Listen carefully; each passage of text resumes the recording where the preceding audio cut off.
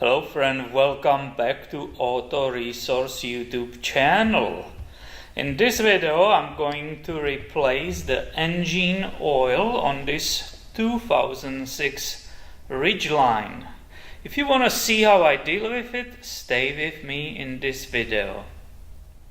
I pop the hood open so we will be nicely able to see together engine oil fill cap, which is down there and actually nicely tells us that the oil which is used here is supposed to be 5W20, and here is the dipstick, right? My next step is removing the dipstick, wiping it clean off, right, and nice and dry, and putting it on side.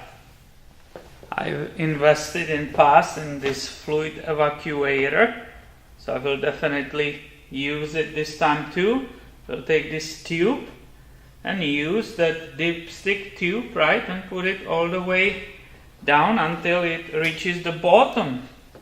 And then you are ready to start applying vacuum and getting this oil out of the engine. Here you can see that oil coming right through this tube. This is the model which I have. You can hear it maybe coming down in the bottom. And when I'm waiting for the oil, I can remove this cap here. Alright. These caps are always nice indicator if you don't have some sludge in the engine, some buildup and so on. So it's a good always to observe what is inside. When you start hearing this sound, that means that the oil is inside here, right? It took everything out of the pan and it started sucking just the air. After the whole oil is gone, I can pull this out, right? Don't want to do any spills, and put it on the side. I was always curious if that evacuator removes all the oil. So I jumped underneath and I removed this oil pan drain bolt with the washer, right? Using the 17mm. And look! It actually keeps running. So when it will stop, I will show you how much will be in that pan. That's unfortunate. That evacuator unfortunately left a bunch of oil in the oil pan. If your catching pan is big enough, right, you can position it below that oil pan opening where it's dripping and the filter. The filter should be always only hand tight. Just always has a rag ready, right? I will just undo it halfway because it will start dripping the oil, puking the oil. You can see it actually, right? I will let it for like 1 minute and then I will completely unscrew it. Now it's slowed down. I can grab the rest of it, right? Unscrew it and place it in my catching pan.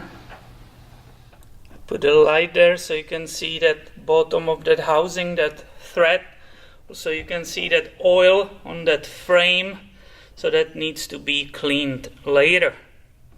Here I have a new filter, right, ready. It's always good to put a little bit of new oil on this rubber gasket, right? And paying attention that I don't cross the threads or something. I'm putting it back and I will hand tight it only, right? I'm not using any tools. It's by the hand only. It needs to be tight. You don't want it to fall off or leak, but it's hand tight only. And I better don't forget to clean that oil mess which is on the frame there. The oil stopped dripping, so I'm ready to put that drain bolt back. I put a new washer in it and I can torque it 29 foot-pounds or 39 Newton meters. And that means I can finally share with you that unfortunate truth about that fluid evacuator. Some of this oil obviously was from the oil filter, but look, this is way too much left in that engine oil pan. I'm finally not underneath the car, I'm up here in the engine. So I put the dipstick back, right? Here we can see the oil needs to be 5W20. We learned that it needs 4.3 quarts. So I put all 4 quarts in the engine. It's time to check the dipstick, right? The truck is on perfectly level surface. So it's dry, right? And I will put it in. Let's see if should be between the lines or on the top. It's actually perfectly touching the top mark.